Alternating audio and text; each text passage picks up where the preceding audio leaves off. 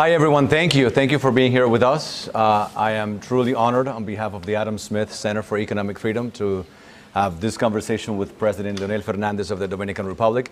We're going to have this as a conversation, but any great speaker deserves a great introduction. So Professor Eduardo Gamarra will do the honor of introducing President Fernández. Eduardo. Thank you very much. Welcome to all of you.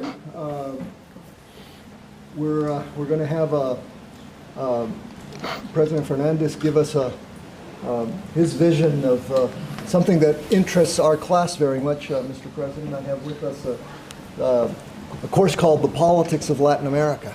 Most of the students here are undergraduate students, but with a great interest in Latin America. So I've known Dr. Fernández for, in fact, we were reminiscing this afternoon, about 40 years. And I guess that's saying a little bit about how, about our age. But I've known the president for many, many years. Had the privilege of working with him on a number of different important projects, and a lot of them in relationship to our university. This is, I don't know how many times the president has been here, but usually when the president comes here, he first thing he does is he goes to the bookstore, and everybody in the bookstore knows him because he generally buys half of the collection there to take home. So the president served as president of the Dominican Republic from 1996 to 2000, and then from 2004 until 2012. He also is the founder of a very, very important think tank called the Global Foundation for Development and Democracy, based in Santo Domingo, but which has offices in several places. New York, for example, and now here in Miami. And of course, Jose is the director, and so you would stand up. And we're working on doing we're developing some programs together as not only with your center, but also through the Latin American Center and the Gordon Institute here at FIU. So again, welcome to all, and Mr. President, again, a privilege to have you here. So now I'll turn it over to you for your. Thank you, Eduardo. Thank you. All right. The president has been in many interviews, many academic settings. I think I first met him over 25 years ago when he came to give a talk at Harvard as president, and he gave a wonderful, academic talk. And I want to do something a little bit differently. I want to have a conversation with him not only as the former president of the Dominican Republic, but as Leonel. I want you to get to know the man behind the very important office that he held for 3 different periods, and who knows, might hold again at some point. He's eligible for 2 more terms, and so I want you to get to know him. And so I will ask a few questions about the Dominican Republic and about Latin America, about the U.S., but I also want to begin asking you about you, about your time in public service, about how you became interested in being a public servant. You've been in politics for a long time, so tell us, why politics? Why public service? Well, thank you, Carlos. Thank you, Professor Eduardo Gamarra, for your very kind introduction. Thanks to all of you for being here today. Well, let me tell you a little bit about that. I never thought of being a politician. I wanted to be a baseball player. That's what I wanted to be. Tough competition from the Dominican Republic. I came to New York when I was 8 years old, so I was raised in New York. And I used to go to Shea Stadium, right, where the Mets played all the National League baseball teams. And then we had a very high-profile Dominican ball player, the first Dominican to get into the Hall of Fame. His name is Juan Marichal. Mm-hmm. And I used to go to Shea Stadium to see Marichal pitching. Who lives in Miami now. Who lives in Miami now, that's right. And then I was really impressed. 45,000 fans at Shea Stadium, many of them waving the Dominican flag. So I associated sports with Dominican Republic while living in New York. So my first dream was becoming a baseball player. But I got into a deep slump. I was never able to get out of it, striking out all the time. So, a very early stage, I made the right decision to move forward into some other field. Interest perhaps in politics began at home in New York. My mother was a nurse, and also she worked as an operator, sewing machines in one of the factories in New York. And on weekdays, on Sundays or Saturdays, she will invite some of her friends that would come from other parts of New York, from Boston, where Dominicans used to live at the time. And they would speak about Dominican politics. And so I was 9, 10 years of age. I didn't pay much attention, but I know they were talking about Dominican politics. My mother was an avid reader. She would read Dominican newspapers, Dominican magazines, Dominican authors. So my family was always very much involved or interested in politics. But perhaps I would say the interest began when I returned to the Dominican Republic at the end of the 60s. Because I went into a neighborhood that really had an impact on me. That neighborhood called Villa Juana, in the capital city, Santo Domingo, most of the youth of the time was highly interested in politics and culture. So just about every night, they would go in the neighborhood, outdoors, and speak about different topics, basically about Dominican politics. So just coming from New York, more interested in baseball and sports in general, I began listening to them, and I was attracted by the way they spoke and the things they spoke about. So they began lending books, and so I began reading some of these books and became very much interested. I was beginning high school years. Most of these youngsters were already in college, and so they had an influence, creating an interest about Dominican politics. Of course, there was a natural environment to be interested in politics in the Dominican Republic at the time. We have had a long dictatorship from 1930 to 1961, Trujillo dictatorship. And then after that, we had Juan Bosch, who was the first democratically elected president after the dictatorship came down. And well, he was elected, he was overthrown by a military coup. In 1965, there was a popular uprising in the Dominican Republic to bring back Juan Bosch to power, but then it was the Cold War, and many analysts mistakenly thought it was going to be a second Cuba, which was not. It was more a democratic revolution that was taking place, and so there was a U.S. military intervention in the Dominican Republic in 1965. And so people were still talking about that intervention, and how we should regain our national sovereignty, our national identity as Dominicans. So there was a natural environment to speak about politics and become interested in politics and about culture, Dominican culture. I remember at the time I met the most important Dominican poet of the time, Pedro Mir. He would come to the neighborhood and speak and lecture, and so we were able to really get in touch with these kind of people that influenced my generation. So the interest, I would say, becoming aware about the importance of politics in the Dominican Republic began in my neighborhood. Now, officially, I began participating when I entered the university in 1971. Autonomous University of Santo Domingo, UAST in Spanish. And they had student groups. But those student groups were more linked to political parties, not like here in the US. You have a students' association, but it's more academics. It's more academic here, what students do. In the DR at the time, it was more political. So I began participating in a movement called Frente Universitario Socialista Democrático FUST, a social democratic student front. But it was linked to a party, the Dominican Revolutionary Party. So we began participating there. Juan Bosch returned to the Dominican Republic beginning the 70s, and he began speaking daily on radio, half an hour every day. He would speak not like a politician, but more as a professor. So I began listening to him, reading his books, and that's how I got more involved into politics. At the beginning. You mentioned briefly baseball. What is it about the Dominican Republic that produces so many great baseball players, more than any other Latin American nation? Well, really, it's a miracle what we have had, no? The possibility of having Dominican ball players get into the major leagues in the 60s, they opened the door for the others. And now we have Major League Baseball academics operating in the Dominican Republic, about 24 of them. So just about every Major League Baseball team has an academic in the Dominican Republic. And some of our youngsters are signed as young as 16 years of age, 17 years of age. Or Sandy Alcantara won the Cy Young Award last year best patron national league.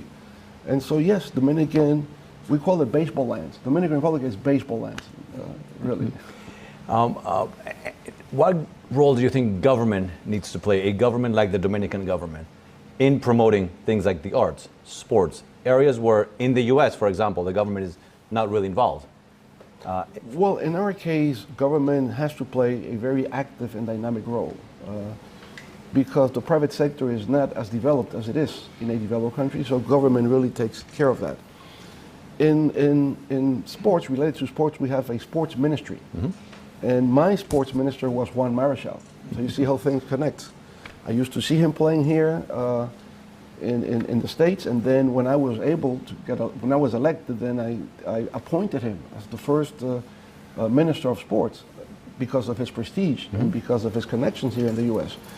And I would say Dominican Republic is not only good in baseball, we're good in volleyball, we're very good in boxing, we're very good in softball, in martial arts, in football now. Well, we're beginning. We don't have a Pelé there yet, but eventually. Not yet.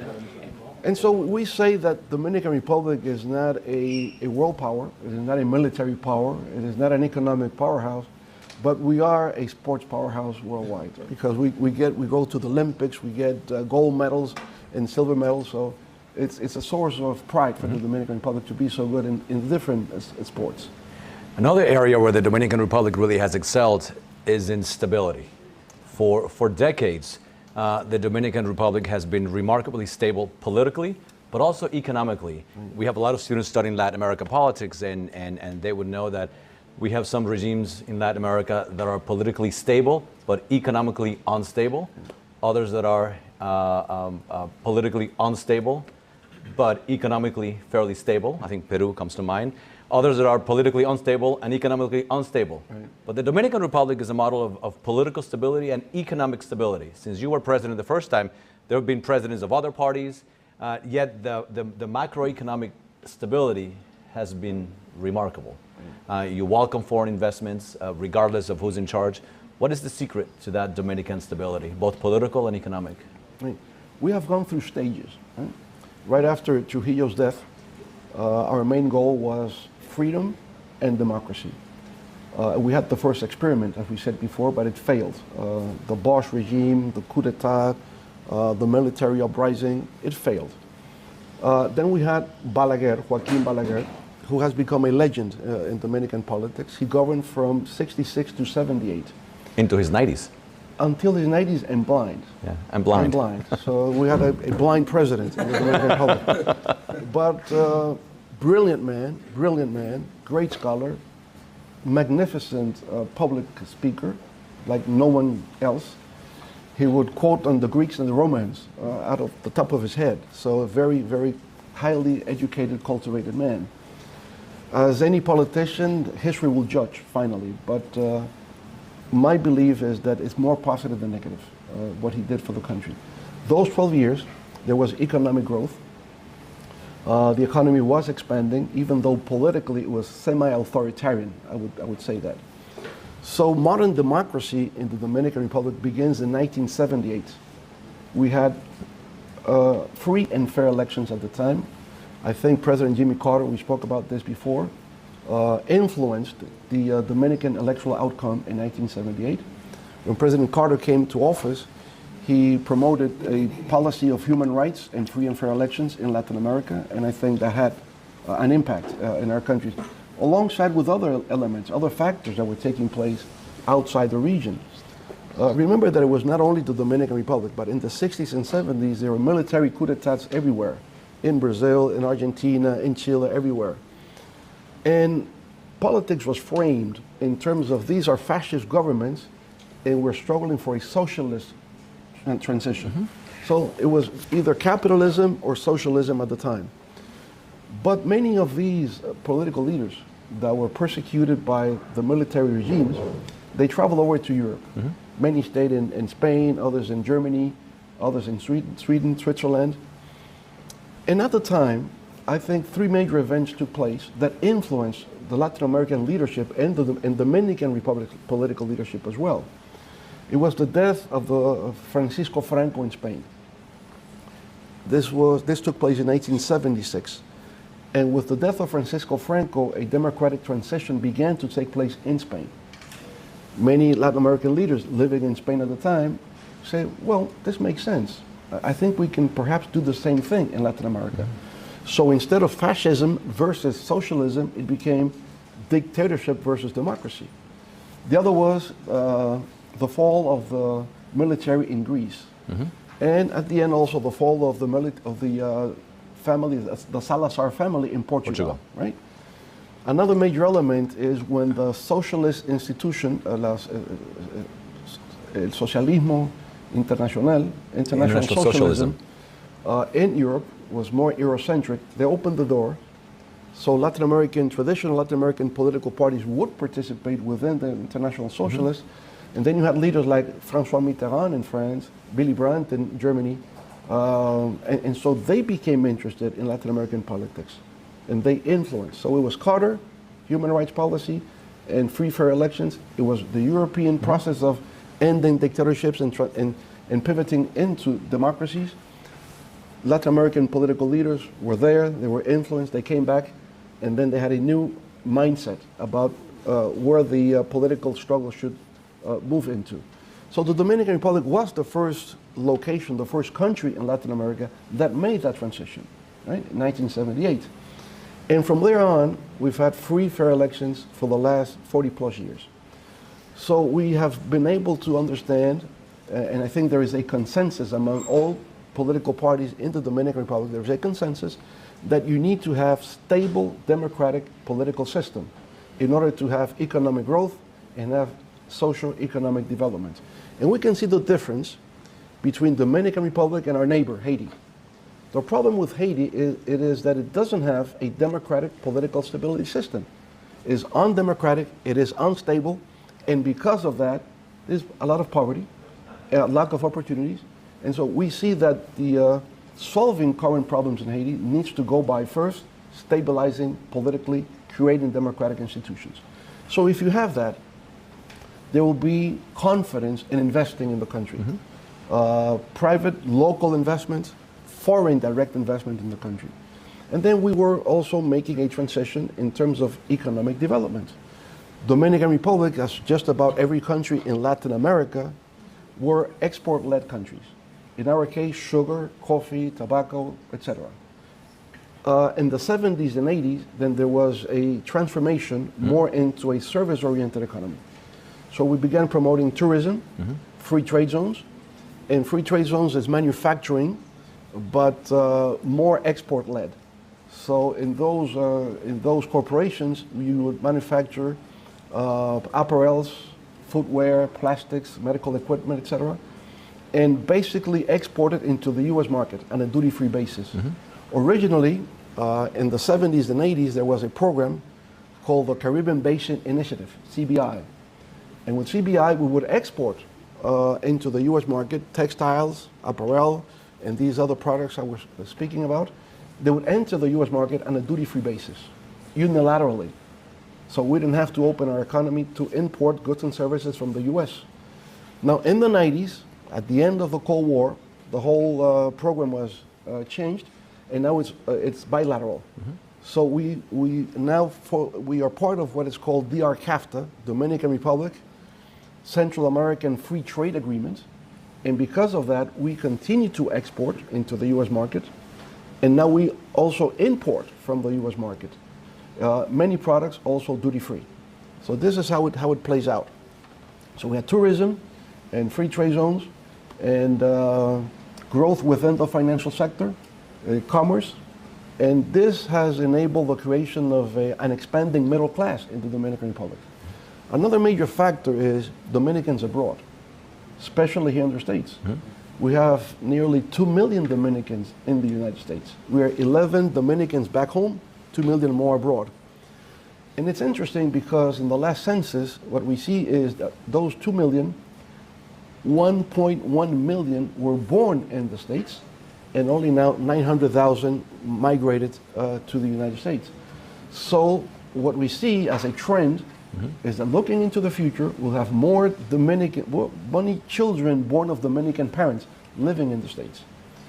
This has also made a great contribution to the country because they send remittances, they send financial resources to the families and to the ties back home. Last year was record, $10 billion were sent by Dominicans living here to Dominicans at home. So it's tourism, it's free trade zones, it is remittances, and traveling, and all this has made a tremendous transformation into the Dominican Republic. You mentioned the military dictatorships. For a couple of decades, you had a bunch of military dictatorships in Latin America. Then beginning in the 80s, we see that democracy began to arrive in many of these areas that had dictatorships. And we saw a new wave of democracies emerge all over Latin America. And so it was a lot of... El presidente de la Cámara de Diputados, Alfredo Pacheco, y la Comisión Especial de Administración de Bienes en Extinción de Dominio recibieron al funcionario de la Embajada de los Estados Unidos, Marco Mactic, para socializar el proyecto de ley que plantea la administración de bienes incautados, secuestrados, decomisados y en extinción de dominio. Mactic explicó que las incautaciones y los secuestros son la afectación física y provisoria de los bienes mientras dure el proceso penal. La comisión especial que estudia el proyecto de ley que busca regular el uso del tabaco sin combustión y los sistemas electrónicos con o sin nicotina trató con funcionarios de aduanas y de la DGII la parte impositiva de esta iniciativa. El Pleno aprobó en segunda lectura el proyecto de ley que designa con el nombre Freddy Verasgoico la avenida hípica del municipio de Santo Domingo Este, mientras que 16 comisiones se reunieron para tratar diferentes iniciativas de interés para el pueblo dominicano. Cámara de Diputados de la República Dominicana. Actually democratically elected regimes that have gone the authoritarian route and that have tried to remain in power repeatedly, whether you call them populist or different type of regime, most of them on the left. Do you think democracy has lost its luster? Are we seeing a return, maybe not to authoritarianism the old-fashioned way through dictatorships, but a new type of authoritarianism emerging in Latin America? In a way, yes. Even though I think democracy still prevails in general terms, I would say those with authoritarian inclinations are the exception. Just about the rest of the countries are more democratically centered. The rule of law, constitutionalism, I think that prevails still today. Now, the thing is, who comes into power nowadays depends on global trends, global economic trends, and the influence they're having in the electoral political cycle in Latin America. This is something relatively new. We've always known that there is a correlation between economics and politics. If the economy is doing well, and the government tends to be reelected. If there is a downfall in the economy, most likely the opposition will come into power. But that used to be on the local terms. Now it's globally. No? Global economic trends define political electoral cycles in Latin America. So when the democratic left, I should call it, is not the armed left, it's not a revolution. They came elected by the people, no? This democratic left or center left in Latin America came into office due to the recession that began to take place in 2001. That's what explains that Lula won the elections in 2002 and all the others, because there was an economic situation that was having a negative impact. There was rising prices in foods specifically, unemployment, a lot of marginalized people in the urban areas. So that enabled democratic left parties to come into power. Now, they were lucky enough that once in office, China began growing at 12% average annually, something extraordinary. And China began demanding natural resources that we have in the region, oil, natural gas, copper, soybeans, etc. So China was buying all of these products. And so for the first time, these governments, especially in South America, were having enough resources that they can invest in social policies. So they were investing more in education, investing more in healthcare. And so people were, I would say, supporting massively these governments. They got reelected many times. They had an enormous popularity, right? And it took a whole decade, from 2003 to 2013. And they call this the golden decade economically in Latin America. But beginning in 2014, it was the other way around. So China began lowering its economic growth. There was less demand of commodities coming from Latin America. And from 2014 to 2019, the year before the pandemic, there was a downfall in Latin America's economy. It only grew 0.5. While in the previous decade, from 2003 to 2013, it grew 5.5%, then a downfall to 0.5%. And so those governments that came into office, or that were in office, they lost the upcoming elections. So in the last 14 elections that has taken place in Latin America, from 2014 to 2022, all governments have lost elections, with the exception of Nicaragua, because the president jailed all his opponents. So every one of them. Every one of them, right? So he didn't win in a fair way. So this is. So you think it's cyclical? It's cyclical. I think politics is like a pendulum. It's like a pendulum in Latin America, more dependent nowadays of global economic trends. In our case, the Dominican Republic, we're more connected to the U.S. We're more connected to the U.S. system. If the economy is doing well in the U.S., then it has a positive impact in the Dominican Republic. For example, what is taking place at this moment? Because of stimulus programs put in place here in the U.S. after the pandemic, consumers are buying more here in the U.S. If you go to shopping malls, you see people buying all the time. If they buy shoes, if they buy clothing, most of this is manufactured in countries like the Dominican Republic. So employment has risen in the Dominican Republic due to U.S. consumption, right? So this is helpful. But at the same time, there is inflation.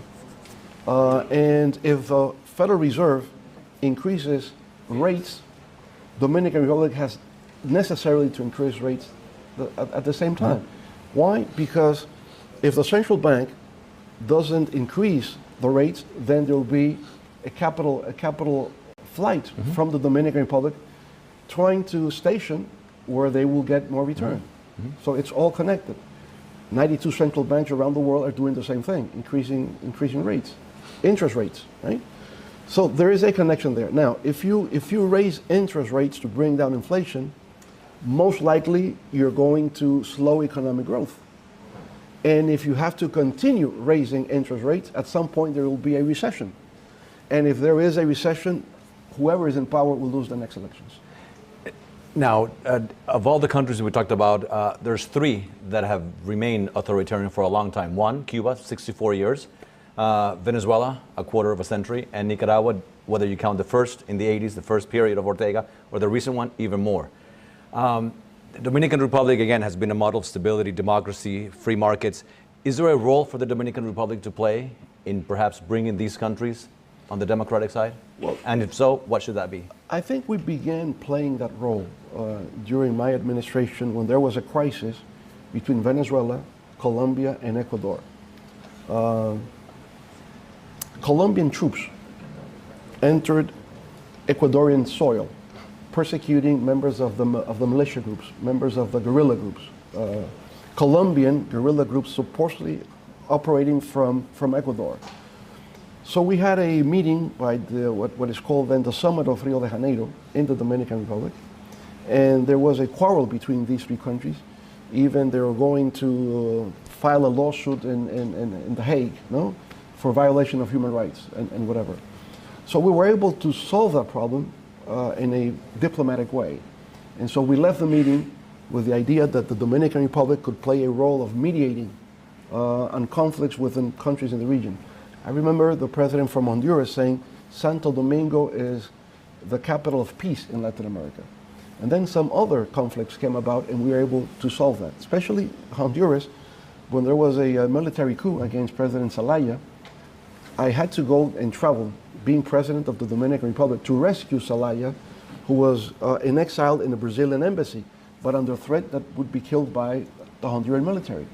And so we were playing the role of mediating conflicts in the region.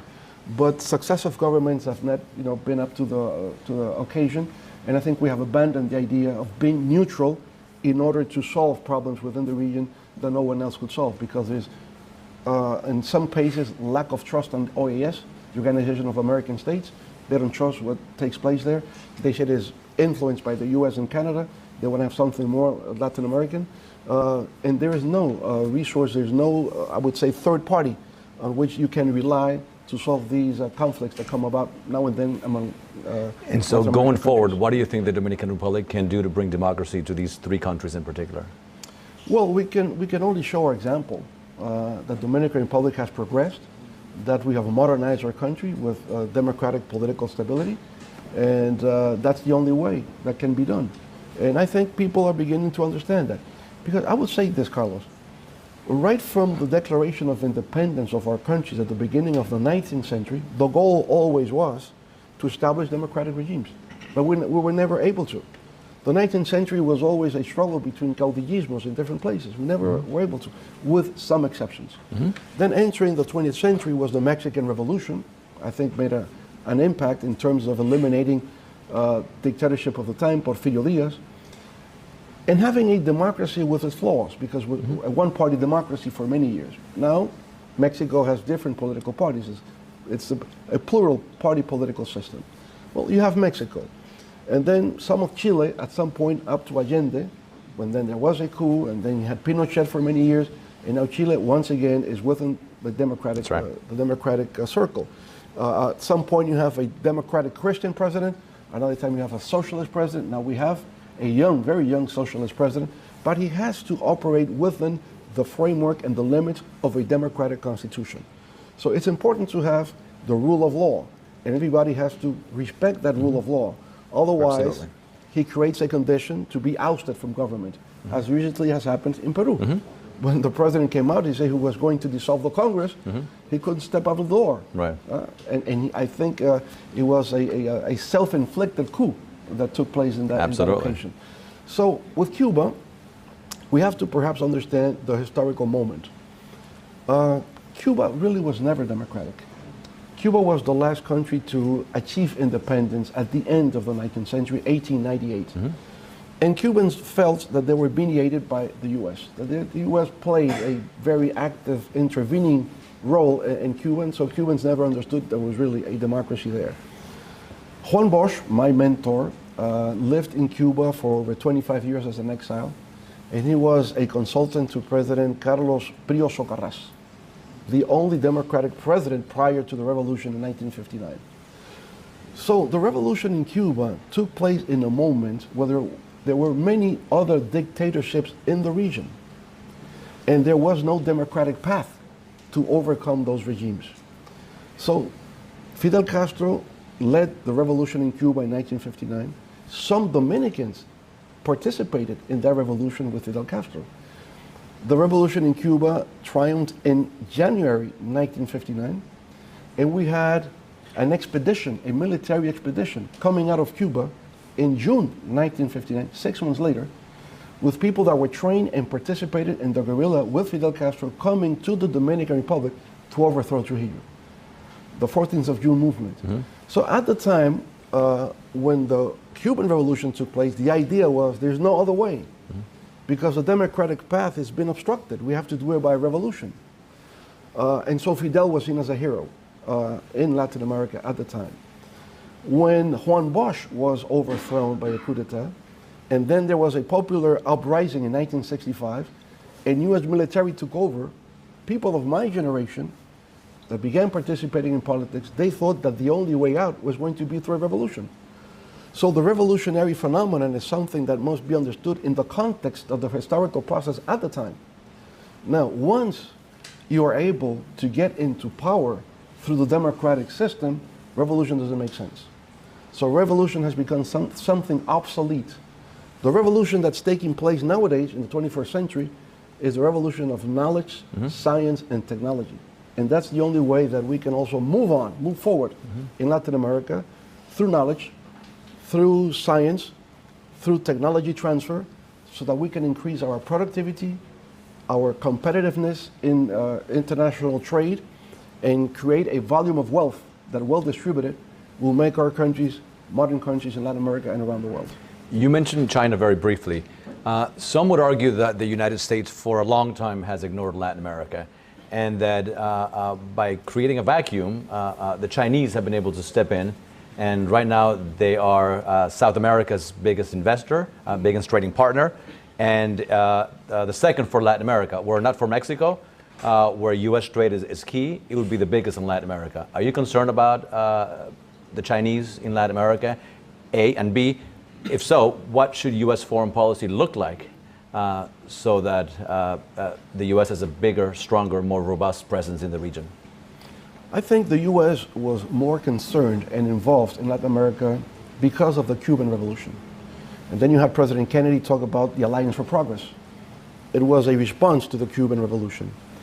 But then in the 1980s, as the dictatorships gave way to democratic governments, I think there was a neglect from the U.S. Policymakers in terms of the importance Latin America had for foreign affairs, for the U.S. foreign affairs. I think there was some sort of neglect in understanding the importance of Latin America. Now, the Chinese began coming into the region more the 90s and the beginning of this century, especially in South America. And I would say this neglect or indifference came more from the economic side. U.S. multinationals began abandoning Latin America. They thought that Latin American countries were too small, not enough population to buy goods and services from the U.S. U.S. companies, on the other hand, began going to China, investing in China, right? The industrial belt up in Northeast, I know that because we have many Dominicans living, for example, in Providence and Lawrence. This used to be manufacturing places, no? Ghost cities nowadays. Those companies went to China. And they went to China because they saw China had a huge population, 1.4 billion, so they're going to be consumers, they're going to buy American products manufactured in China. Dominican Republic only has 11 million people, not enough population to buy goods and services for America. So all these companies left, or the majority of these companies left. You don't find one U.S. company doing infrastructure development in Latin America. I don't know of anyone. And so Chinese companies began overtaking U.S. market in South America. El presidente de la Cámara de Diputados, Alfredo Pacheco, y la Comisión Especial de Administración de Bienes en Extinción de Dominio recibieron al funcionario de la Embajada de los Estados Unidos, Marco Mactic, para socializar el proyecto de ley que plantea la administración de bienes incautados, secuestrados, decomisados y en extinción de dominio. Mactic explicó que las incautaciones y los secuestros son la afectación física y provisoria de los bienes mientras dure el proceso penal. La comisión especial que estudia el proyecto de ley que busca regular el uso del tabaco sin combustión y los sistemas electrónicos con o sin nicotina trató con funcionarios de aduanas y de la DGII la parte impositiva de esta iniciativa. El Pleno aprobó en segunda lectura el proyecto de ley que designa con el nombre Freddy Verasgoico la avenida hípica del municipio de Santo Domingo Este, mientras que 16 comisiones se reunieron para tratar diferentes iniciativas de interés para el pueblo dominicano. Cámara de Diputados de la República Dominicana. Not in the Caribbean. In the Caribbean, the U.S. always had a tighter connection, and it's just been recently because Taiwan was unable to really deliver in terms of connecting the Latin American countries with investments coming from Taiwan. Taiwan was also investing in China. Taiwanese companies were going to China. So the Taiwanese government was interested in having a relationship with our government, but the Taiwanese private sector made no investments. They were still aiding. Yeah, we'll give you ambulances, or we'll build a hospital for you. Well, we have become middle-class income countries. We don't need this type of aid anymore. We want investments. So the Taiwanese or the U.S. companies were not investing. The Chinese come in, they say, we're going to build this for you, we're going to do the other thing, and so they become attractive. I think the U.S. has reacted lately, I would say, to the penetration of China in this part of the world, but still early enough. Still, I think the U.S. has a geopolitical interest in increasing its support in this part of the region, because we all see that the rivalry in the 21st century is between U.S. and China. And we are in, I would say, in the geopolitical sphere of U.S. interests. And so the U.S. cannot ignore this part of the world anymore. because you can install naval bases, you can have terrorist groups operating, for example, in this part of the world. And I would say, for example, Haiti. I think the U.S. is not paying enough attention to Haiti. Haiti is very close to U.S. soil. You can have terrorist groups operating there. You can have all kinds of things that would damage U.S. Homeland interests. So you have to pay attention to these things. You know? It's not only that Dominican Republic cares because it's our closest neighbor and we might have a massive illegal migration coming into our country, but it's because Haitians are migrating also illegally into the U.S. They're being returned when they reach the Keys, but many things can happen. So for geopolitical interests, I think the U.S. has to pay more attention to this part of the world. We need more investment, and we know that there's a new program called nearshoring. And with nearshoring, I think we're going to surpass the impact of the free trade zones, because I think we can bring the global chain system. With the global chain system, for example, Dominican Republic is not in the automotive industry, but we can be part of the automotive industry. Whatever components can be manufactured and be part of the chain, we can go into the aerospace, whatever.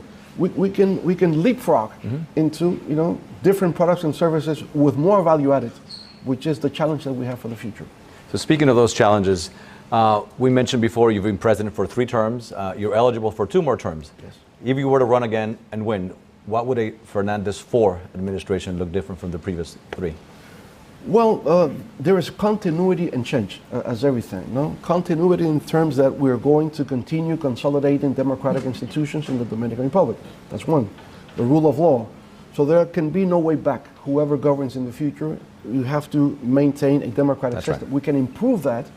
We can make it more participatory so that citizens not only have a passive participation, they can actively participate in policy making, designing different policies for education, for healthcare, for agriculture, industry, whatever. That can be done, but I think one basic thing is guaranteeing permanent, sustainable democratic stability in the Dominican Republic. From the economic side, we have evolved, as I said before, from agricultural exports more into a service economy. I think our next step would be to scale up into a high-tech economy. More technologically driven, so we can implement technology to every sector, to agriculture, to industry, to the service sector, so we will have more productivity gains. But at the same time, how can we get into the world economy, especially here in the United States, with more goods and services with value added? One major element where FIU will help us govern well for the Dominican Republic is we're going to work on something called a strategic alliance between Florida and the Dominican Republic. We see that the Dominican Republic should be the next Florida in the Caribbean. Have the modernization, have a university like FIU in some of our provinces back in the Dominican Republic. And I know we can do that because the president of the Student Association is a Dominican. Christopher is here. So. And Christopher, who surprised me, I just met him when I came in. PhD student? Is a PhD student in computer science, what we need in the Dominican Republic to make a real change. So Christopher will be a role model for Dominicans in the Dominican Republic because we want to get into the computer science, in biotech, in nanotech, in the software development, anything that has to do with a high-tech ecosystem that will transform the Dominican Republic. So you're in charge of that, Christopher, right from now. In a few minutes, we're going to start getting ready for student questions, so start thinking of your questions. A couple of concluding questions. You've been a public servant for a long time. What's your biggest regret and the thing you're the most proud of as a public servant? Well, there's always a learning curve.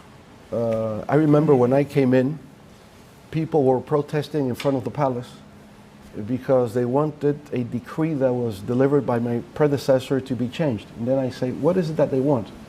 They said they were expelled from the places they were living near a river, and they want to get back to that place. And I said, can we do that?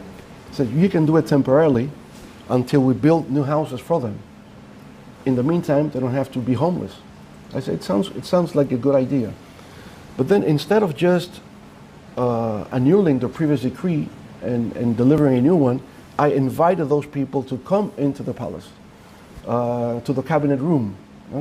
So they will feel that it was a new democratic government that was with the people. And so, yes, we were able to arrange them back again where they were until we finally built the homes they went into. But then when other groups saw that the new president was inviting people to come into the palace, strikes and protests began taking place every day. So I think I was paying the price for being a rookie president. Right? I regret that. Also, I would say salaries were very low at the time when I got into salaries for public servants. So I began taking the pressure to increase those salaries. And I made the mistake to do it before the end of the budget, the fiscal year. And people said that wasn't fair, that was governing for the elites and not for the people. And so I regret that, but it was a lack of knowledge, it was a lack of experience. And so we were able to solve that. Your biggest accomplishment? Biggest accomplishment? If you have to choose one. I would say when I inaugurated the Santo Domingo Cyber Park, because I saw that as the wave of the future.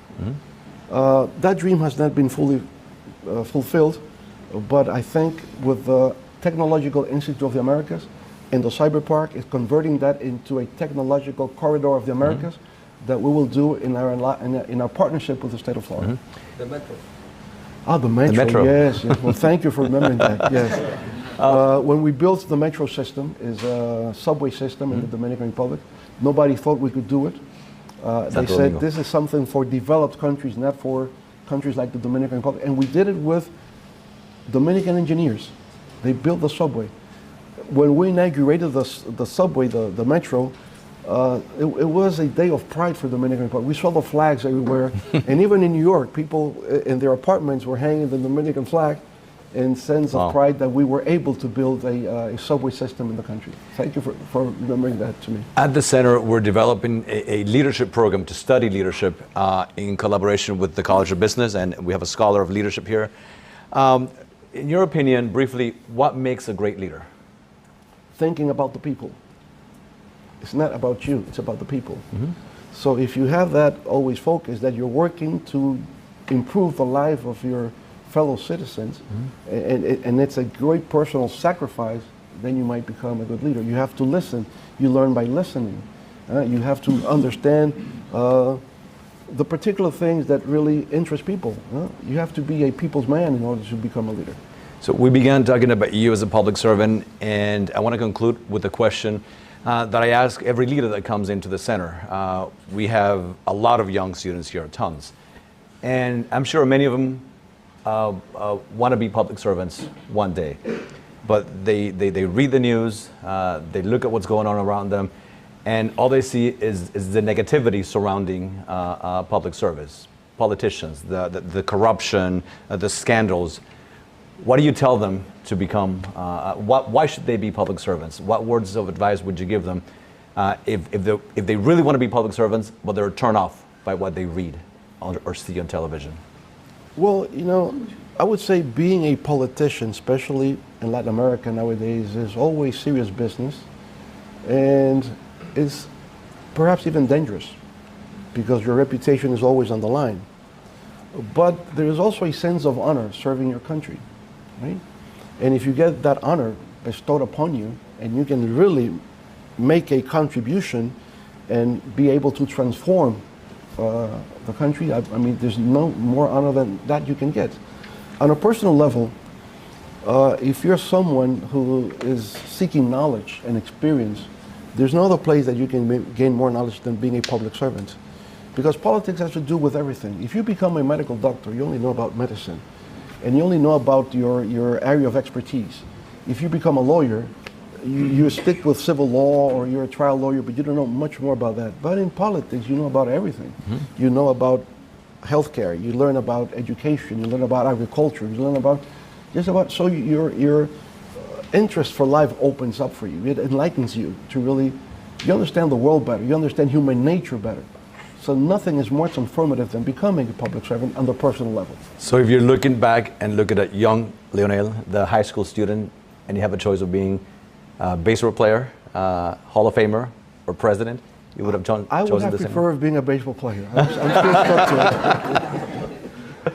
I'm still stuck to it. All right. So let's open it up for questions. I'll ask if we can have the students go first. So, yes, right here.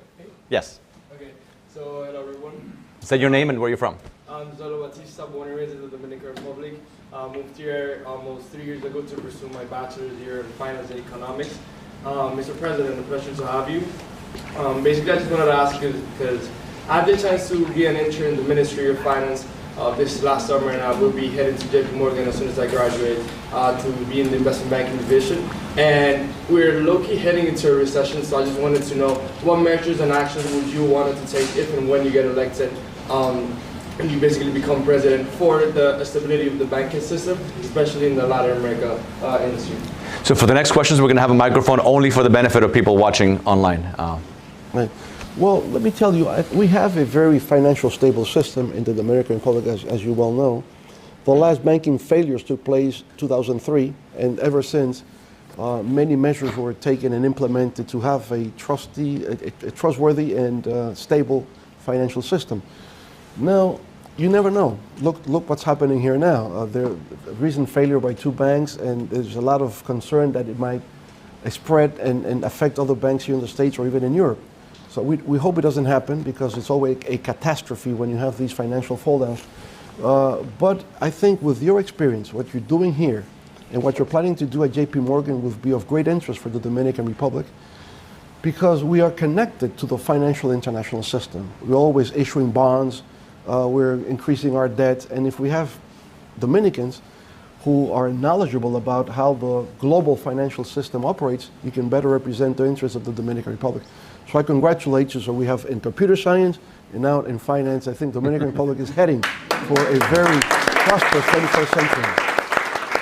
Okay, Christopher? Yes. Okay. Go here. The microphone right behind you. Hello, my name is Ishmael, and I was born in the Dominican Republic. My major is political science, indeed. My question is, in 1995 and 1996, when you were working with President Balaguer and former President Bush, how did it come for you to be the candidate for the 1996 election? How that happened? And also, the next question will be, in 2018, when the Dominican Republic withdrew the recognition of Taiwan, the Republic of China, for the People's Republic of China, you were already an influential figure within the government. How did you react? What was your opinion on that decision? Okay. Great questions. Before I answer the question, I would like to acknowledge the presence of 2 senators from the Dominican Republic that are with us at the audience. 2 senadores de República Dominicana. Diony Sánchez, who is the speaker, and Franklin Rodriguez. They happen to be also members of our party, La Fuerza del Pueblo. Right? Going to your question, I've never held any public office. I was never a councilman nor a representative or senator as they are. I just came up to the ranks, no? In 1993, I was elected vice presidential candidate with Juan Bosch. And since he was already ailing a little bit, he was suffering from Alzheimer, he wasn't able to really campaign. So I campaigned for him in places that he couldn't go anymore. And so I learned, listening to the people, I learned about what I said before, the very peculiar things that interest people. So if I went, for example, to San Francisco de Macorís, that you know well, what is their interest? Rice production. So people would explain to me about rice, and I would learn a lot about rice production. If I go to the border with Haiti, Montecristi, people export bananas. So they will explain to me what they would be expecting from a new government about banana exports. So you would learn about banana exports just listening to the people there. And that's how it happened. So we had a crisis. The only real crisis, no, we had one in 1992, an electoral crisis, again in 1994. And the next period was lowered to 2 years. So instead of being from 1994 to 1998, it came 94 to 96. And that's how I came in as a candidate in 1996. But it was because I was a vice presidential candidate the year before. My relationship was really with Juan Bosch. He was my professor, I would say. No? In the Dominican Republic, one learns more informally than formally. Here you have the chance to come to a university and you learn the formal way. We learn by doing. We learn in practice. We learn in real life. And I would say being in politics taught me a lot. For example, I became a journalist, but because the party, our political party, had a newspaper. And I would write every week. I would write about economics, I would write about international affairs, but it was never scholarly. It was something that was done, every week. Reading, of course, magazines, newspapers, books, whatever, and coaching you someone who was a professional writer. So he would take his red pen and say, you don't write like this, you have to be more specific, don't use adjectives, you always go directly to what you want to say. So you learn, you're trained in practice, and then you see the effect your writing has on people. You say, oh, I read your article, I find it very interesting, I learned a lot from what you said. That's the way we learned, that's the way it was happening. So with Balaguer,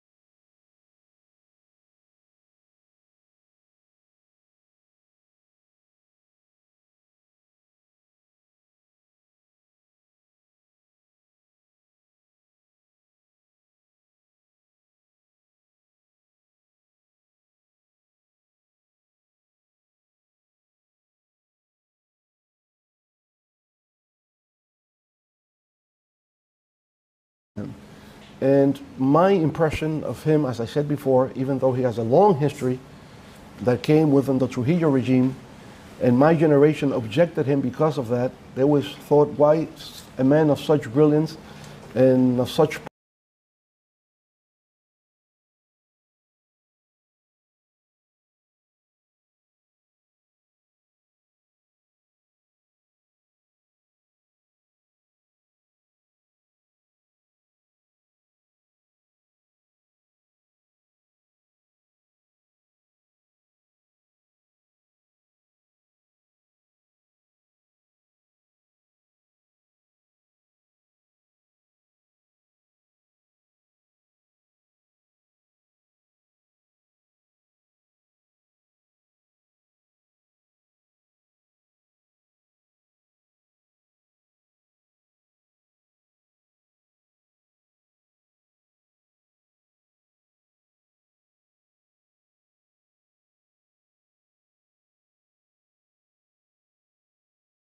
but I think he has been a positive force. At the end, I think history will judge him as a positive force for change in the Dominican Republic. So that's the way it happened. I never thought I would be a presidential candidate. I never aspired to that. I was participating in politics because I could not be indifferent with what was taking place in the country.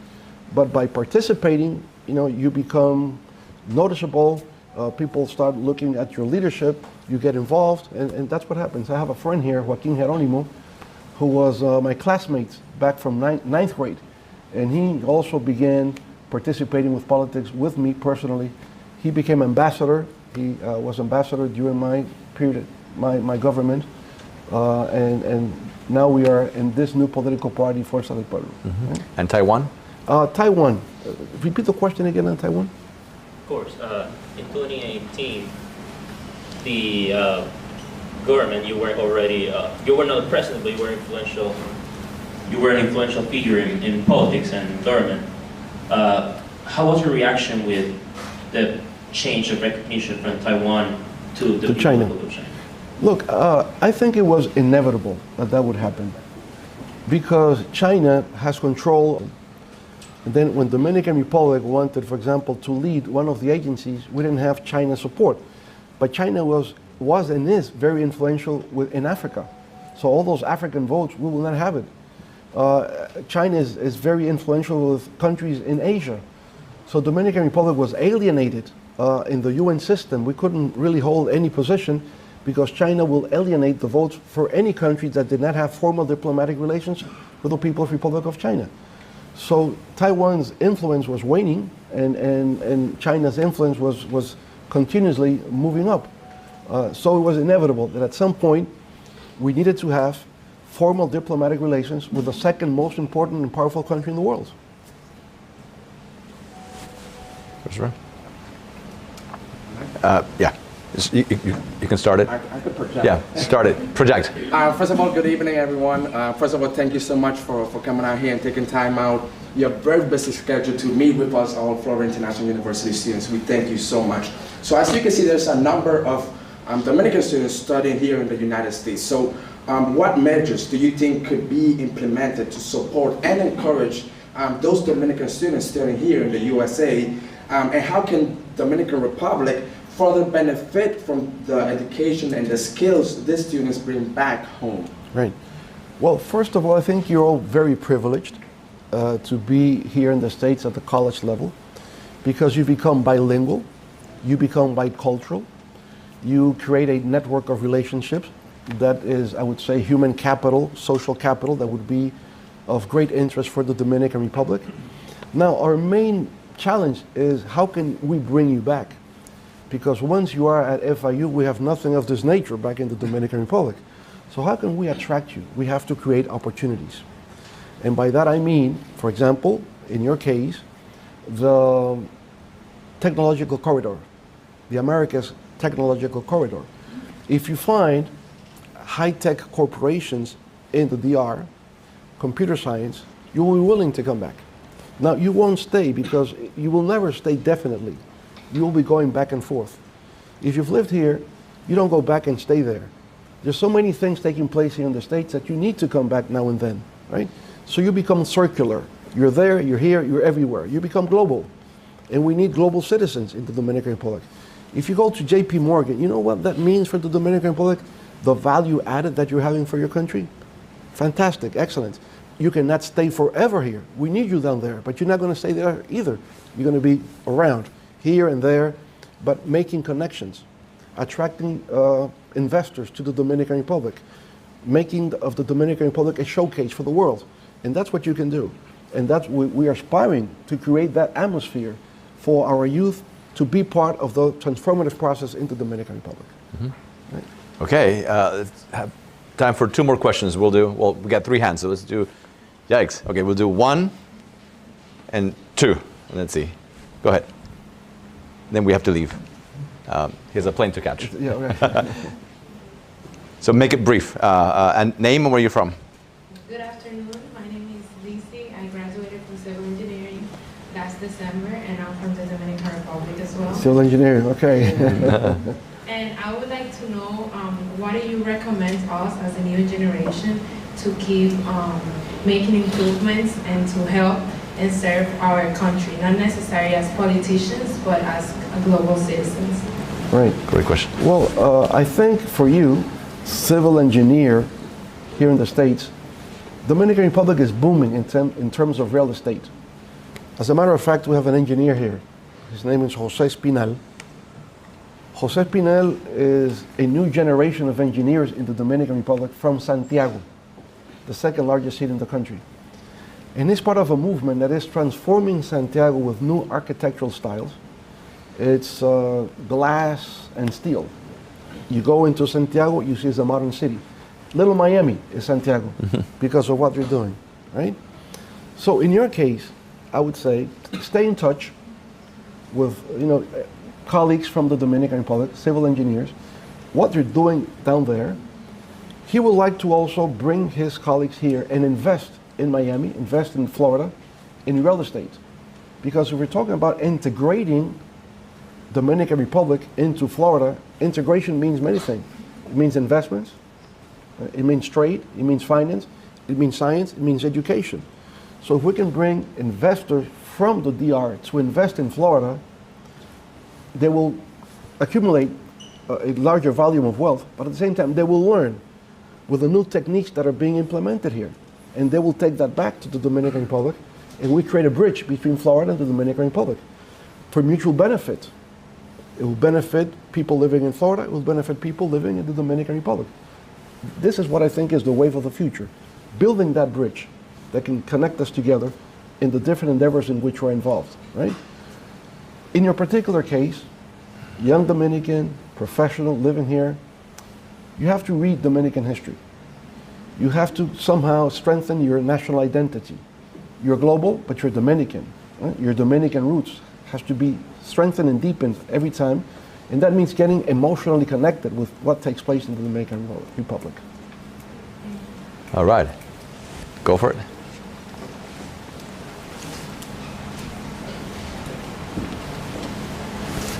Good afternoon, Señor Presidente. My name is Sam Picardo, and I study international relations here at FIU. My family's originally from Venezuela.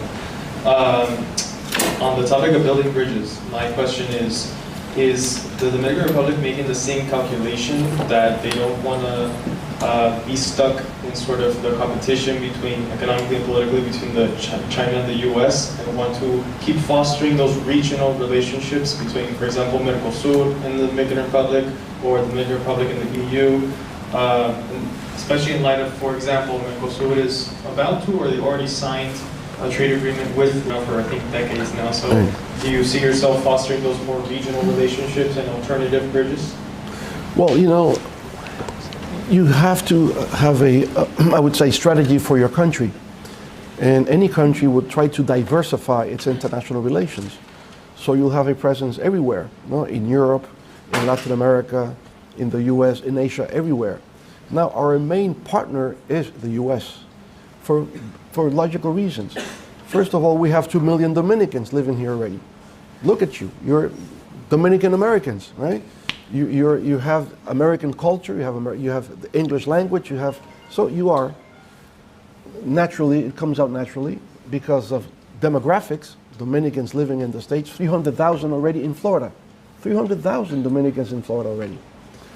I mean, if you don't take care enough, there will be a legal massive overtaken by the Dominican Republic here in Florida, right?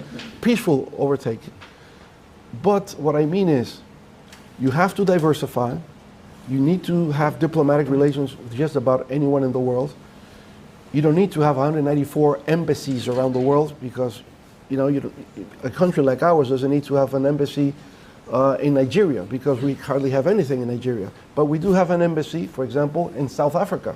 We have an embassy in Morocco, in the northern part of Africa. Of course, an embassy in Spain, in France, in the UK, all these countries, we have an embassy. We diversify, but our main partner is the US for demographics and for geographical proximity. We're 1 hour, 45 minutes away from Florida. We're right there. You can see Dominican presence at the Marlins ballpark on Saturday. It was Dominican Republic there. Dominican flag was there. I mean, we feel in Florida like it's an extension of the Dominican Republic. So diversify, but you have partners. US is our main partner. Haiti is our main challenge. One island, 2 countries. One has progressed. The other is in decline. So it's also very important for our international relations. So Florida has the 3rd largest Dominican community. The 3rd. In the United States. It's New York, New Jersey, and Florida. Yeah. All right, we have time for one concluding question. One of you two, you choose. There we go. Thank you. Hi, I'm an electrical engineering student here in FIU. I'm Dominican. I was born here, but I grew up a lot in DR. And so a question that I often think about is power issues in the Dominican Republic, you know? Like when I'm in La Capital or when I'm in San Francisco, because I'm from El Nostro, there's never really stable power, you know? Is that something that the government can take care of? Is that something that the government tries to take care of? Is it something that can be taken care of? And as an electrical engineer, is there something that I can do maybe in the future? Right, excellent. So a Dominican electrical engineering, cero apagones. Campaign slogan, huh? Campaign slogan, cero apagones. We have to deliver then. There we go. Yes, I would say this. We have made a lot of improvements in terms of electric power in the Dominican Republic, even though some people do not appreciate it because we still have blackouts. But we have increased our generating power enormously. transmission lines. Our problem has to do with distribution. And distribution creates more a social problem. We have many people that are incapable of paying the bills. When you're out of the capital city or the urban areas, people live in the countryside, they don't have the means to pay the electric bills. And so that creates an economic problem for the country. So we say we have financial blackouts, more than electrical blackouts nowadays. We're moving more into renewables, more solar, more wind, and more hydraulic in order to lower the price of electric generation and create a situation where there will be no more blackouts in the DR. But also blackouts occur because the economy is growing, new buildings are being constructed, there's new demand, and so our capacity to generate goes behind the need for new demand, satisfy the new demand. So if the country is modernizing, the country is improving, moving forward, you need to generate more electricity than we had before. And that generates the need for higher and bigger investments. And, but the technical electrical knowledge will be tremendously of great importance in the DR, so we expect you also to be there. Right? Congratulations for your degree in engineering electricity, right? And in his case, born in the US of Dominican parents. And now we have more Dominicans that were born here than those that came by migration. So you're a case that can prove the point. Mr. President, thank you so much. This has been a tremendous treat.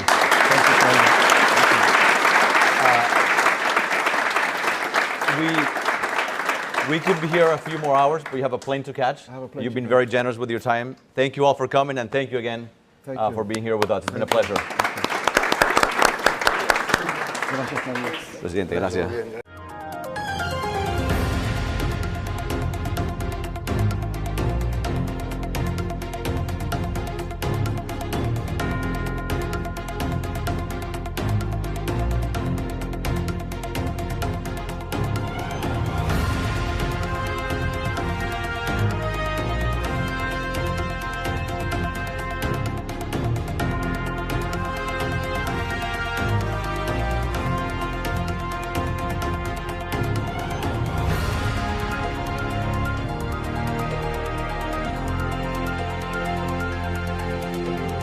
Como dice la gente que me quiere mucho, el primer poeta ciego de América. Con la pandemia, yo me vi imposibilitado de salir a proyectar mis obras. Teníamos problemas de ser inclusive sacados del apartamento donde vivíamos. Y decidimos escribirle al presidente. Fuimos favorecidos con un apartamento acá, gracias a la generosidad del señor presidente y del Ministerio de la Vivienda. Esa noticia nos hizo interpretar llenos de alegría el himno de Violeta Parra, Gracias a la Vida. El país ha experimentado un cambio muy positivo. Mi vida cambió de oscuro a blanco. La pandemia fue algo muy monstruoso. Estábamos en la casa y no llegaba el sustento, no había podido trabajar ni nada. Todo el mundo estaba un poco asustado porque no esperábamos esta pandemia. Uno no podía salir a trabajar, esperando que lo que llegara uno desenvolverse con eso. Mi proceso fue por vía de Supérate. Ellos nos llamaron, me inscribí, me gustó el proyecto y acepté. Fue una cosa rápida porque no teníamos experiencia en esto. Yo creo que mi vida va a cambiar para superarme. Mi vida ha cambiado totalmente porque ya yo no tengo el temor de que no voy a llevar el sustento de mis hijos a mi casa. Está cambiando mi vida. Capaces, apasionadas, creativas, consistentes, extrovertidas. La mujer actual es dinámica y necesita sentirse segura y protegida. Lemisol Soft es un aliado cuya suave fórmula con aloe y manzanilla mantiene la limpieza y frescura de su zona íntima con un pH balanceado. Lemisol Soft. Siéntete limpia, fresca y protegida. Papá, yo estoy harto ya. Yo lo que quiero es que quiten el toque de queda. poder salir a la calle a cualquier hora, janguear, comerme un chimi. Este es Kelvin, el único que falta por vacunarse en el barrio. Llegarle a todos los coros, ya está bueno. Ajá, todos estamos cansados. Que quiten el toque de queda, depende de nosotros. Si no nos vacunamos, no lo van a quitar. Porque nos jodemos. Bueno, vacúnense ustedes porque yo no. ¡Sube la música ahí! Interrumpimos este programa para anunciar que tendremos que seguir con el toque de queda, porque falta una sola persona por vacunarse. En verdad lo que yo estaba diciendo es que yo me voy a ir a vacunar. Ok, dale. Ayuda al país a abrir negocios, empleos, abrazos, libertad. Vacúnate, refuérzate, ya. Regala una sonrisa, muestra tu interior, muestra la alegría de tu corazón. Y sé feliz, muéstralo que hay en ti, tu sonrisa es la mejor. Ven conmigo En la zona oriental, 809-595-4604 y en la zona metropolitana, 809-567-3636. Aesthetic Plus, tu mejor sonrisa.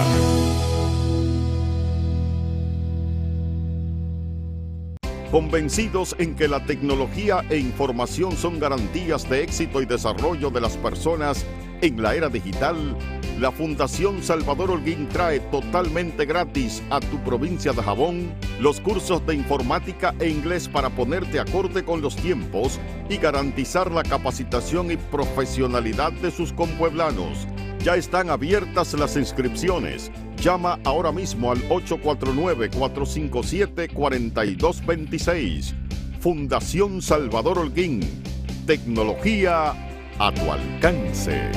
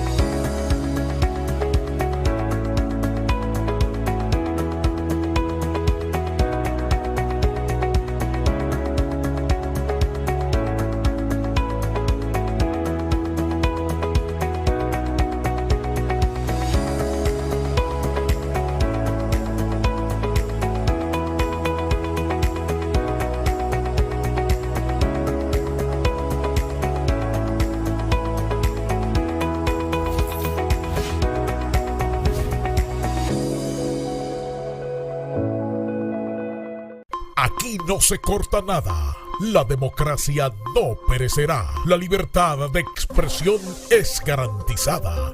En la República Dominicana y el mundo siguen el periódico Sin Cortapisa. Sin Cortapisa. Las noticias como son.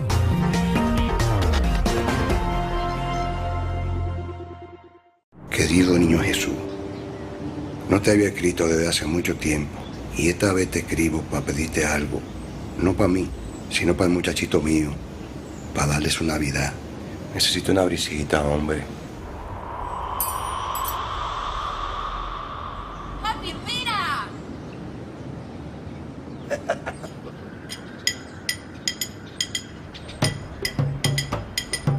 Abre puertas y ventanas. Primero tu Navidad. La brisita ya llegó.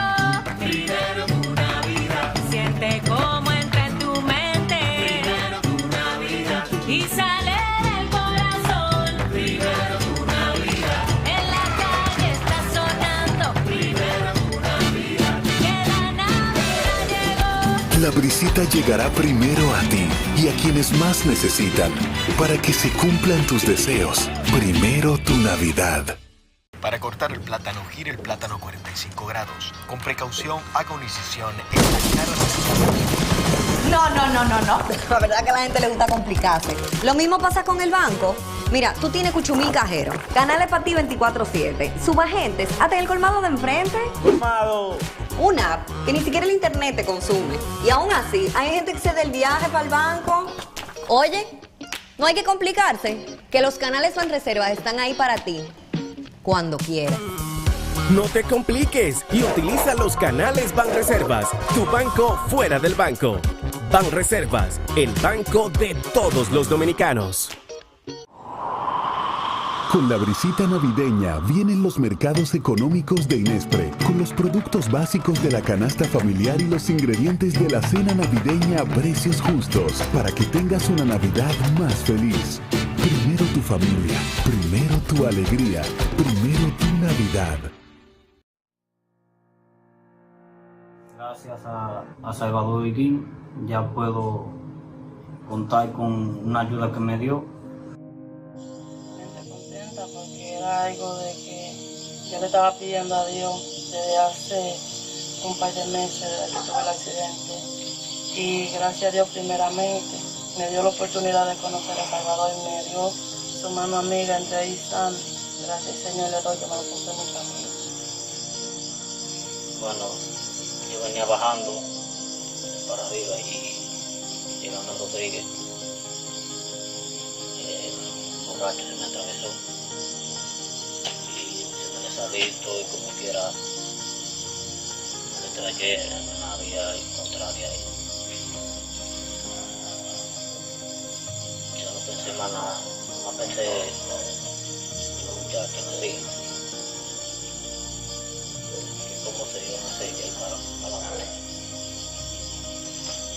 Me sentí sumamente contento.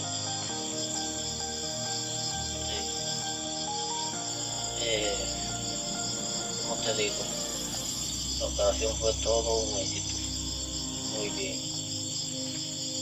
Los médicos dicen que hay médicos perros, mentira.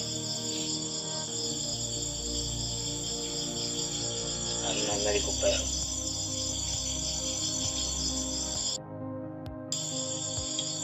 Muchas gracias a Salvador, muchas gracias a todo el que apoyó el granito de arena, gracias aquí a Sandy, a mi esposa, que se murió mucho también,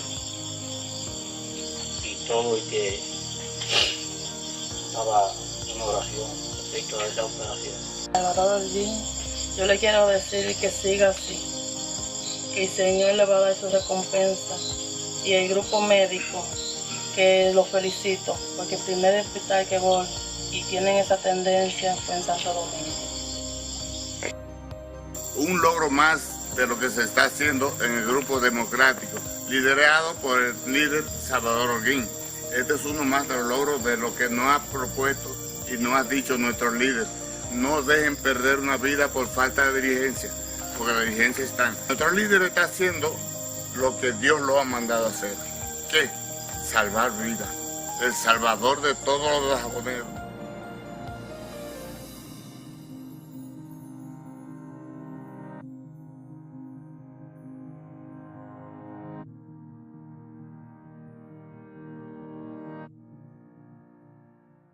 Coño, no entiendo cómo hay gente que tiene esa cachaza de hablar de hombres serios, donde sabiendo que son bandidos, porque Dani es un bandido. Una vez sobrevolamos juntos, y Dani andaba con Gómez Díaz en su helicóptero, y yo andaba en el mío, y nosotros nos encontramos en San Juan, en la finca de Eduardito, del Príncipe. ¿Sabes quién es Eduardito? El que trabajaba conmigo. Sí, señor. Claro, y después Dani se quedó conmigo, y sobrevolamos de ahí, de San Juan, bajamos a Elia Piña, él conmigo.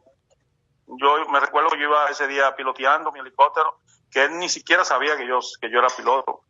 Y me dijo, oh, coño, y me sorprendo porque ve que el capitán que trabajaba conmigo, que era piloto, se monta atrás y dice, ¿y quién es que vale? Yo, soy yo que va a tripular, ¿qué pasa?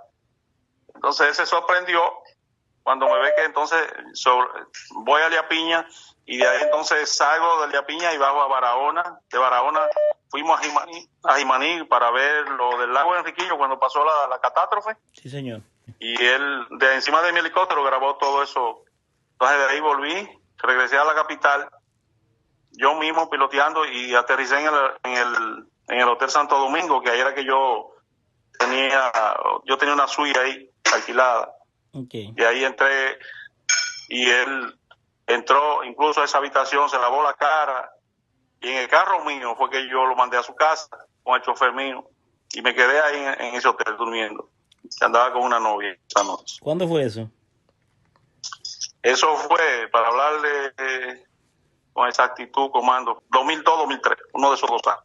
Cuando usted estaba en el mundo del narcotráfico, todavía. Pero claro, sí, señor. Él está montando una campaña de descrédito, asesinando mi moral, usándolo a usted, asesinando mi moral para que crea pánico. Si usted quiere, réstelo a él y dígale, si él no almorzó conmigo en mi finca, en San Juan de la Maguana, si no se montó conmigo y sobrevolamos en mi helicóptero en San Juan de la Maguana, viajando a Elia Piña y luego a Barahona y de Barahona a Jimaní, de Jimaní a Santo Domingo. Usted tiene herramientas, dele, y yo estoy ahí, yo estoy aquí, a mí no se me aprieta el pecho. ¿Sabes que no? Bueno, pues quiere hacer... gente fresco así de doble moral, yo le saco el mocho. Él quiere hacerme daño. Y por usted lo hago, Juan, para que usted sepa. Yo lo sé. Mire, él quiere hacerme daño con usted, porque yo como periodista, yo lo entrevisté. Además, cuando yo lo entrevisté a usted, ya usted no era narco, hermano, ya usted era un hombre retirado y que purgó pena. Claro, sí, señor. Y además, el hecho que yo lo entrevista a usted no significa que yo soy vocero de usted. Y además yo no soy vocero de nada, ni de Luis, que es el presidente, soy yo vocero. No, pregúntale si él no es amigo de... Es más, comando, mire, usted, deme un número de Estados Unidos para yo hacer una llamada directamente con Eduardo, el príncipe. Usted escucha.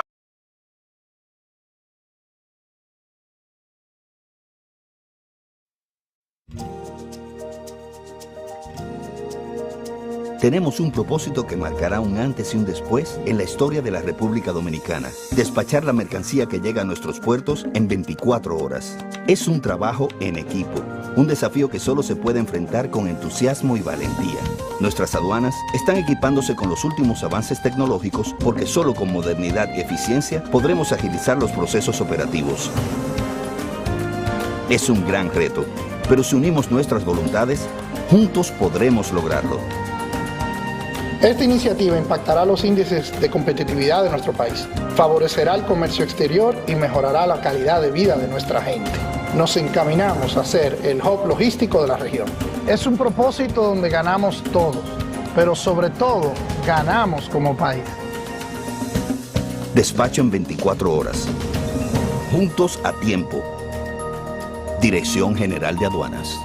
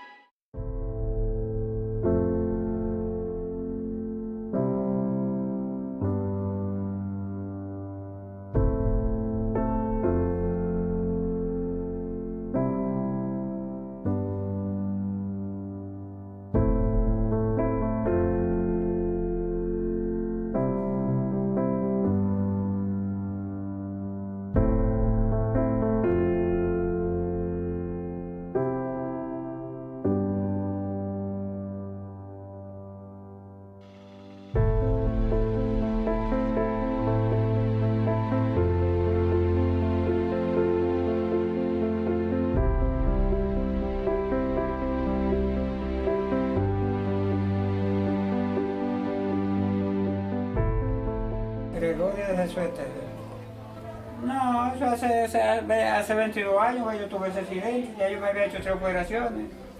Y ahora la última operación quedé botando una infección y se me fue agrandando. Y yo quería que me la cortaran la pierna, pues ya no tenía solución. Y Salvador me dijo que me resolvía eso, que me la operaba, que no tenía que cortarme. Una guagua me chocó. No, vamos a decir que ya yo no tenía el recursos para operarme, y vaina así. Yo me decidí que me la cortaran la pierna para no estar embromando a los médicos. No, yo no tengo con qué pagarle a Salvador. Esa operación que me hizo vale millones de pesos. Y el presidente de la República Dominicana también que participó en eso. Nada, con la esperanza mía que estoy contento por eso, que ya yo estoy operado, ya yo sé que si no me pongo serio, vamos a decir, de ese arreglo, no se me va a componer mal la pierna. Pero está resuelto el problema ya. No, yo le digo muchas gracias al presidente y a Salvador Guín, que estoy siendo bien agradecido por la operación que ellos me mandaron a hacer. Yo cuento todo. Le damos las gracias a Salvador Holguín, al presidente de la República, a Luis Miguel Gutiérrez, que fue el que comenzó este proceso, a todo su equipo, a todos ustedes, por la forma que nos han tratado aquí a Gregorio, como todos le decimos. Estamos muy agradecidos. Decía ahorita en otro video que hicimos, que a Salvador que siga haciendo este tipo de obras. Él es de aquí del Pino, nos conoce bien y agradecido. Dios que le bendiga y que le siga premiando este tipo de obras, que para que siga haciendo este tipo de obras, porque son las cosas que a Dios le agradan. Porque el que le da la mano al que menos puede, el Señor cada día lo levanta más. Que Dios le bendiga, que Dios le dé salud. Y se lo multiplique en salud, en todo. Sí.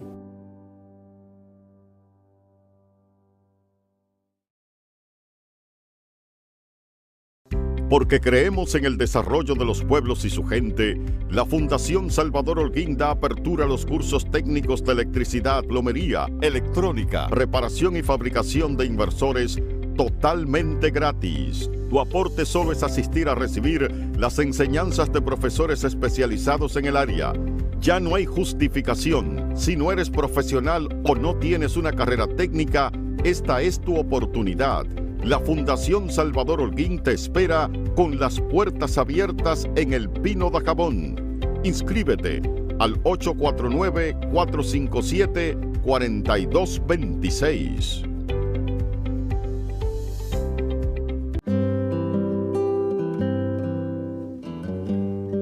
Hoy sé que no pido ni un rayo de sol para verte. No las tengo todas conmigo. Me deslumbras, me hipnotizas. De repente renaces despierto. No pido nada. Hoy sé que te quiero. Donde sea que haya un dominicano, ahí estaremos con él. Porque somos Banreservas, el banco de todos los dominicanos. Y yo quiero decirle a los dajaboneros y dajaboneras en el día de hoy que Salvador Holguín tiene un sueño para con su pueblo. Que Salvador Holguín tiene aspiraciones para con su gente. Que Salvador Holguín está trabajando día y noche para acompañarles a ustedes junto a las autoridades del gobierno del presidente Luis Abinader para traerles soluciones a esta importante provincia que me vio nacer. Yo tengo un sueño para con Dajabón y estoy trabajando para cumplirlo. Yo tengo un sueño de desarrollo. Yo tengo un sueño de bienestar. Yo tengo un sueño de oportunidades para los jóvenes. Yo tengo un sueño para detener la haitianización que existe en esta frontera. Yo tengo un sueño para evitar la inseguridad. Yo tengo un sueño para la salud. Y yo tengo un sueño con el desarrollo, el bienestar y la prosperidad de los dajaboneros y dajaboneras. Que quede en el día de hoy para la historia que este humilde dajabonero que se llama Salvador Holguín está con ustedes, seguirá con ustedes y trabaja con ustedes junto a las autoridades de esta provincia de Dajabón. Para cortar el plátano, gire el plátano 45 grados. Con precaución, haga una incisión No. La verdad que a la gente le gusta complicarse. Lo mismo pasa con el banco. Mira, tú tienes cuchumil cajero. Canal es para ti 24/7. Subagentes, hasta en el colmado de enfrente. Colmado. Una app que ni siquiera el internet te consume. Y aún así, hay gente que se da el viaje para el banco. Oye, no hay que complicarse, que los canales Banreservas están ahí para ti, cuando quieras. No te compliques y utiliza los canales Banreservas, tu banco fuera del banco. Banreservas, el banco de todos los dominicanos. En Los Ríos estamos ejecutando una obra que se llama el saneamiento pluvial y sanitario de la cañada de Arroyo Hondo. Hemos alcanzado ya el sellado de la cañada. En los 35 años que tengo viviendo aquí, el primer presidente viene aquí a la cañada. Desde que empezaba a llover estaba todo el mundo de pie y con la cama amarrada en soga. Teníamos una precariedad con esta cañada, eso era insoportable. Una vez uno a las 12 de la noche tenía que levantarse a ayudar a los vecinos, a meterse al agua porque se inundaba todo. Llegó el cambio al sector de nosotros Los Ríos, ya prácticamente eso ya está pasando a la historia. Ya no le decimos cañada, le decimos la ex cañada. Nosotros tenemos ya un presidente que se duele por nosotros, que nos ha escuchado. Mucha diferencia. Ahora cuando llueve uno se siente asombrado porque ni siquiera ve el agua cruzar. Está uno prácticamente en un paraíso. Se resuelve un problema de salubridad, se resuelve un problema de derramamientos de agua, de crecida de las cañadas. Alcanzar lo que hemos hecho en esta etapa, esto es cambio. Ya los niños juegan, no tenemos susto de que está lloviendo y vamos a tener que salir corriendo de aquí porque lo estamos disfrutando bastante, nos sentamos en la tarde, nos recreamos. Ya todos los domingos, los fines de semana lo vamos a compartir todo en familia aquí, ya ustedes saben.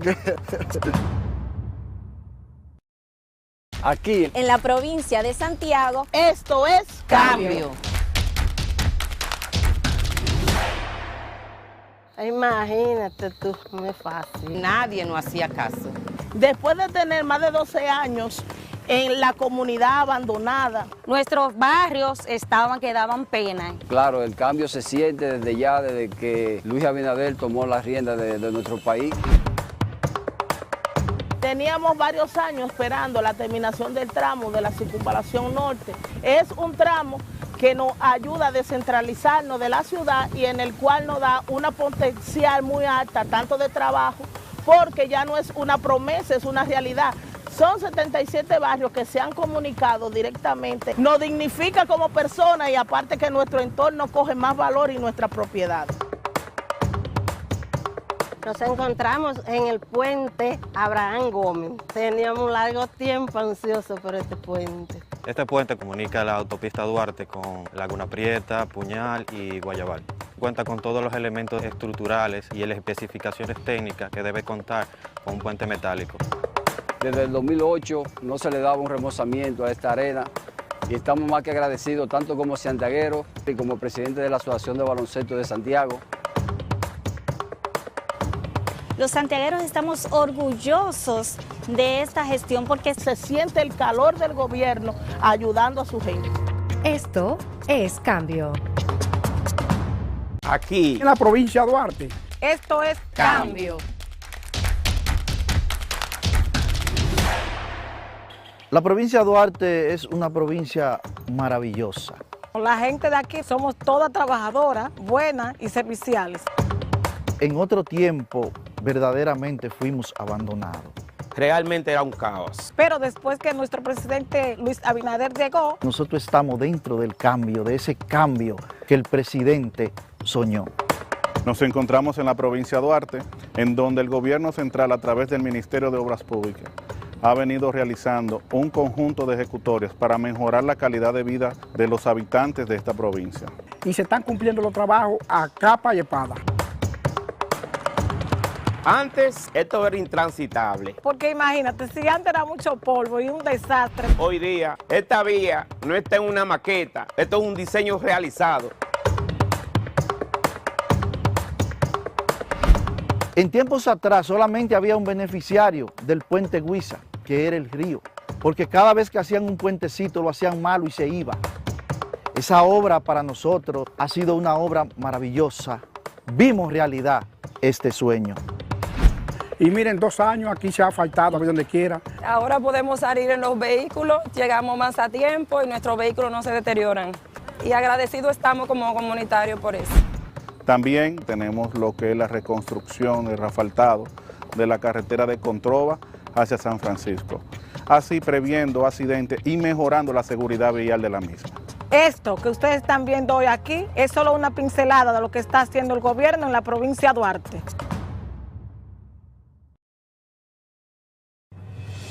Lo que San Cristóbal necesita se está haciendo. En menos de 3 años, lo que se prometió se está cumpliendo. Mejoramiento Acueducto San Cristóbal. Proyecto de reparación del Centro Médico del Primer Nivel La Palmita. Instituto Preparatorio de Menores Refor. Fase 2 de Dominicana se reconstruye. Trébol de San Cristóbal. Planta de tratamiento de aguas residuales. ¿Y ahora qué falta mambo? Porque pensamos en todos, empezando por ti. Esto es cambio. Gobierno de la República Dominicana. Ponle tú también pilas nuevas a tu negocio con Expo Fomenta Pymes Banreservas. Aprovecha tasas desde 12.95%, ofertas en comercios aliados, charlas, talleres de educación financiera, premios y mucho más. Expo Fomenta Pymes Banreservas. Hasta el 15 de mayo. Cupo limitado. Más información en banreservas.com. Banreservas, el banco de todos los dominicanos. En una reunión conjunta, los presidentes Eduardo Estrella y Alfredo Pacheco, junto a diputados y senadores, recibieron en el Salón de la Asamblea al presidente de la República de Portugal, Marcelo Rebelo de Sousa, quien resaltó los lazos de amistad que existen entre ambos países. Asimismo, Pacheco, junto a una delegación de legisladores, se reunió con el expresidente de España, José María Aznar, y conversaron sobre el comercio exterior. De igual forma, el órgano legislativo recibió la certificación de buenas prácticas por parte del Instituto Dominicano para la Calidad en la persona de Lorenzo Ramírez, director general de la institución. También los diputados entregaron un reconocimiento al Colegio Santa Teresita por su extraordinaria labor al servicio de la educación. La resolución fue de la autoría del diputado Pedro Martínez. Mientras que el Pleno aprobó el 6º grupo de 500 contratos de menos de 1.000 metros entre el Estado Dominicano y particulares, iniciativa que beneficia a pequeños adquirientes de viviendas y terrenos, haciéndolos sujetos de créditos. Lo que San Cristóbal necesita se está haciendo. En menos de 3 años, lo que se prometió se está cumpliendo. Mejoramiento Acueducto San Cristóbal. Proyecto de reparación del Centro Médico del Primer Nivel La Palmita. Instituto Preparatorio de Menores Refor.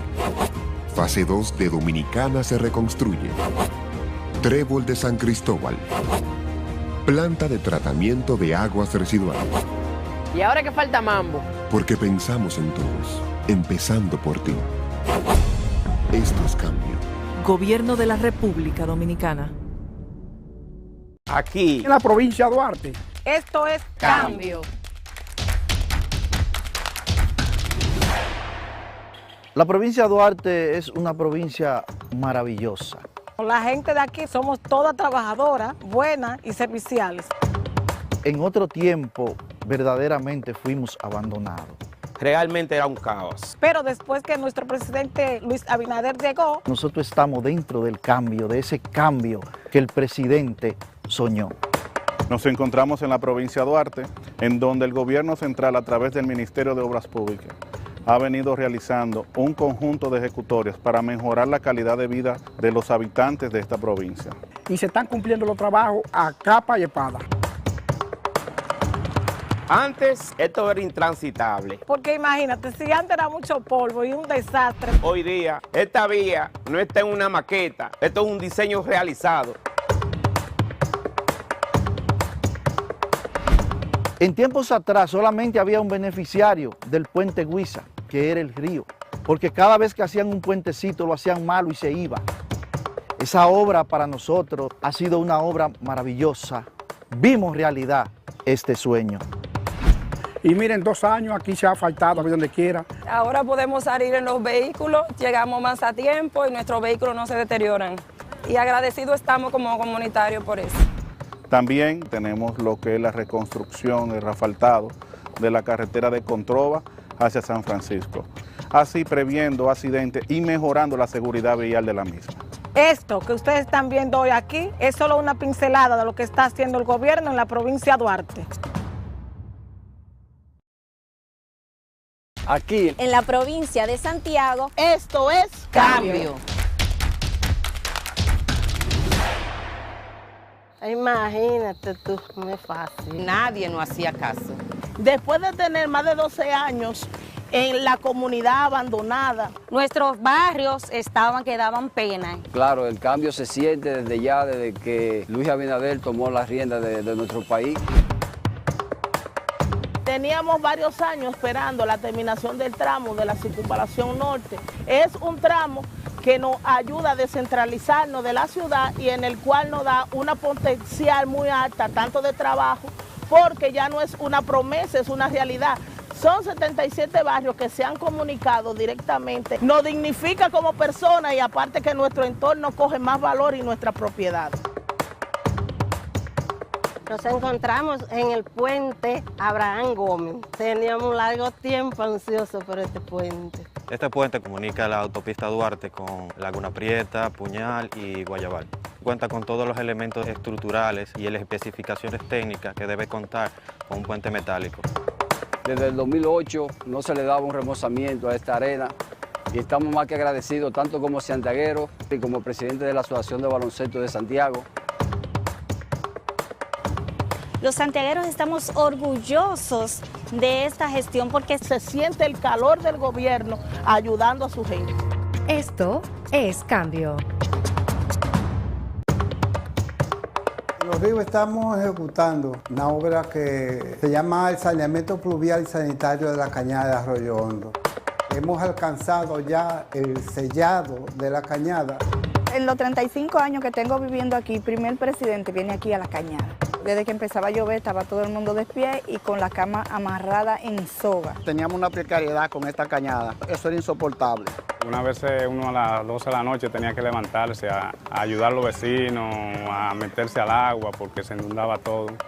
Llegó el cambio al sector de nosotros los ríos, ya prácticamente eso ya está pasando a la historia. Ya no le decimos cañada, le decimos la ex cañada. Nosotros tenemos ya un presidente que se duele por nosotros, que nos ha escuchado. Mucha diferencia. Ahora cuando llueve uno se siente asombrado porque ni siquiera ve el agua cruzar. Está uno prácticamente en un paraíso. Se resuelve un problema de salubridad, se resuelve un problema de derramamientos de agua, de crecidas de las cañadas.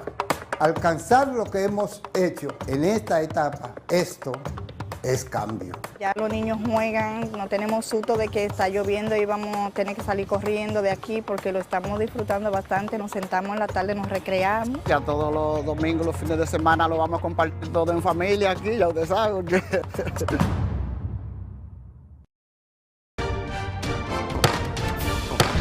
El presidente de la Cámara de Diputados, Alfredo Pacheco, y la Comisión Especial de Administración de Bienes en Extinción de Dominio recibieron al funcionario de la Embajada de los Estados Unidos, Marco Mactic, para socializar el proyecto de ley que plantea la administración de bienes incautados, secuestrados, decomisados y en extinción de dominio.